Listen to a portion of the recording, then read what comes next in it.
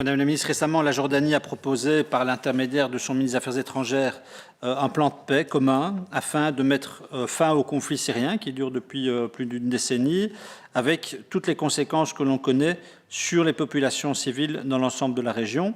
Ce plan prévoit notamment des mesures concernant le retour des réfugiés syriens, qui sont au nombre de 1,3 million dans ce pays, des réfugiés qui ont donc fui le conflit vers la Jordanie, mais également le plan prévoit une réconciliation nationale qui serait conditionnée à ce que l'État syrien, le régime syrien, rende des comptes sur le sort des centaines de milliers de personnes torturées, assassinées et disparues durant le conflit, principalement dans des centres de détention. Et on se souvient évidemment des révélations qui avaient été faites par des journalistes et par des ONG sur place.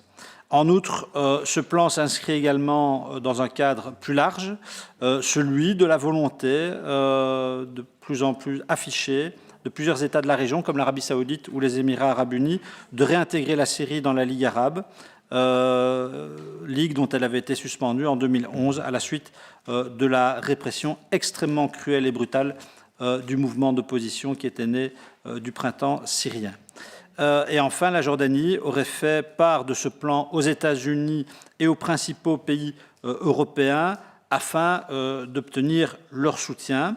La volonté qui est affichée par le ministre des Affaires étrangères jordanien étant de mettre fin aux sanctions américaines et européennes pour répondre aux besoins humanitaires urgents en Syrie et permettre une reconstruction progressive du pays.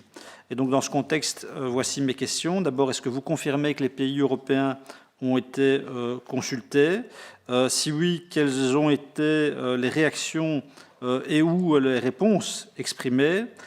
Quelle est la position de la Belgique à propos de la levée des sanctions contre la Syrie et sa réintégration progressive sur la scène internationale? Quel lien faites-vous entre cette hypothèse d'une réintégration et la nécessité de faire justice aux centaines de milliers de victimes du régime?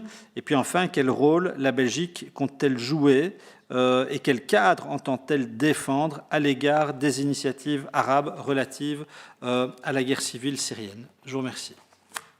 Enfin, on sent quand même très fort, à part le Qatar, il y a tous les pays de la région qui poussent pour une réintégration de la Syrie dans entre guillemets, le concert des nations, en tout cas au niveau régional. J'espère qu'on n'aura pas, quelque part, nous, Européens, à subir ce mouvement et à se retrouver mis sur le fait accompli avec une Syrie qui est là sans condition. Ce n'est pas le plan jordanien. Les Jordaniens veulent quand même une série de conditions. C'est moins le cas des Émirats ou de l'Arabie saoudite, mais je ne sais pas dans quelle mesure il sera possible d'avoir une forme quand même de coordination pour que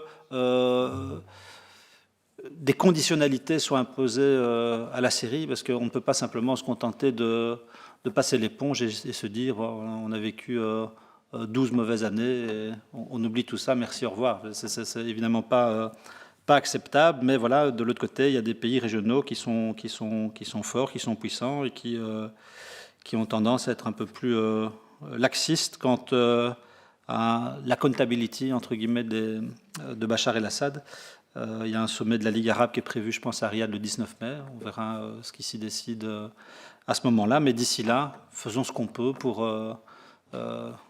imposer au maximum notre agenda et faire en sorte qu'en effet, justice puisse être rendue. Voilà, merci en tout cas.